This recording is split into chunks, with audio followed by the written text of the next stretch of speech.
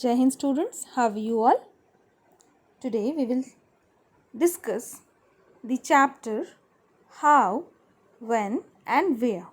And the first module, we will first of all discuss about how important the dates are.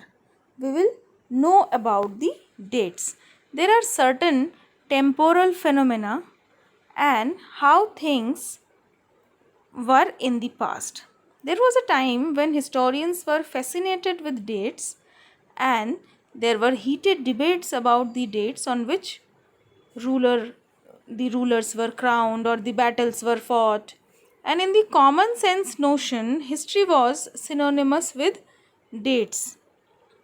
You may have heard, I find history boring because it is about memorizing dates and such other things. But history is certainly about the changes that occur over a long period of time. It is about finding out how things were in the past and how things have changed. As soon as we compare the past with the present, we refer to time and we talk that is before and the another one after. Sometimes we do not ask any kind of question, like living in this world, we take the things very easily or for granted.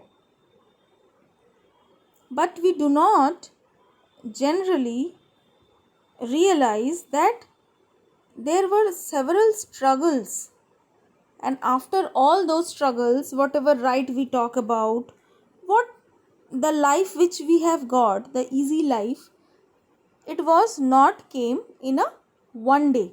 For example, if I ask you about your tea habits, definitely that habit did not develop in a single day.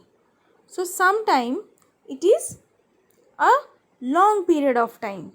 It is very hard to fix things on one fine day. It generally started gradually and stretched over a period of time. When Robert Clive asked Rennell to produce the maps of Hindustan, Rennell saw the preparation of maps as essential to the process of domination. Now we will discuss about the journey from when and how.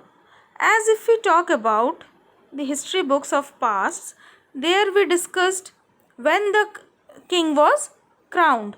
Here we can easily say that yes, the dates are specified. We get a proper specified dates.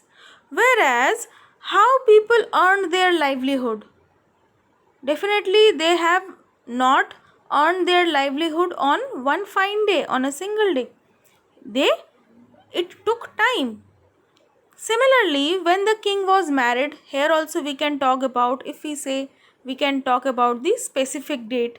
But we talk about what they produced, what type of crops were produced, or what they produced, when did they produce. So definitely the production did not take place in a one day.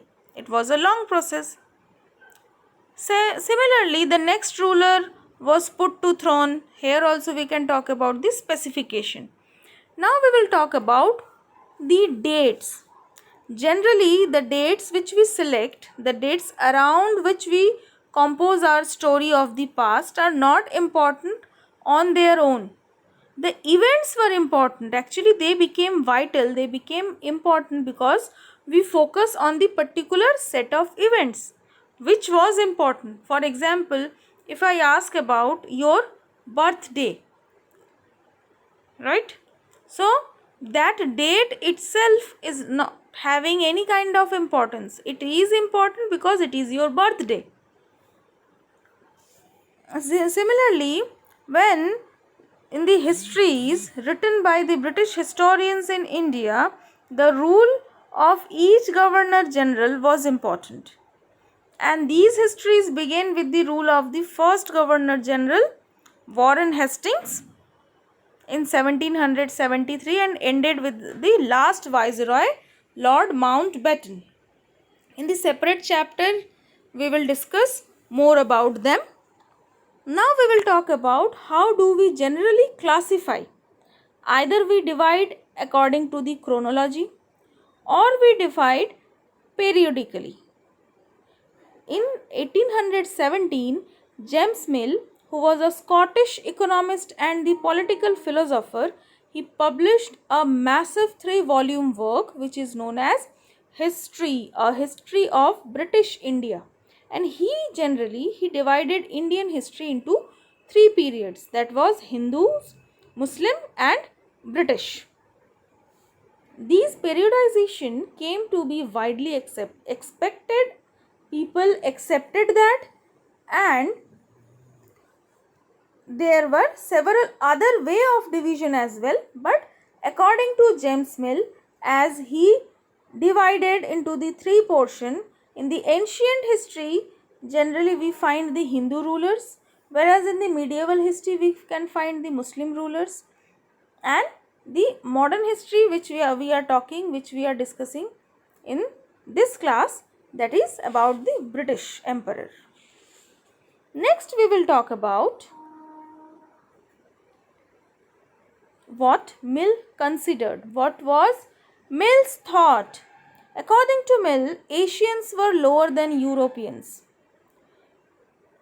The Asian, especially the Indian people, were not civilized before the entry of Britishers. According to them, only English education can develop the taste of the people. Only English education can civilize the local people. That was his thought. According to his telling of history, before the British came, Hindus and Muslim despots ruled the country, and there were religious intolerance, caste taboos and superstitious practices which dominated the social life. British rule, according to Mill, could civilize India, and to do this it was necessary to introduce European manners, art, institutions and laws in India. Moving away from British classification, if we talk about histories have usually divided by the Indian historians into ancient, medieval and modern period.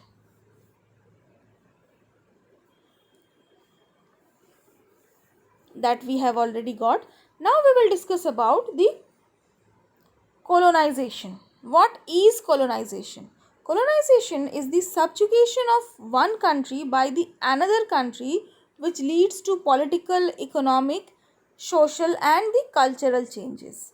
Here the another country subjugate that one particular country in the several aspects, that is known as colonization. This much only in this module we will discuss. Thank you. Jai Hind.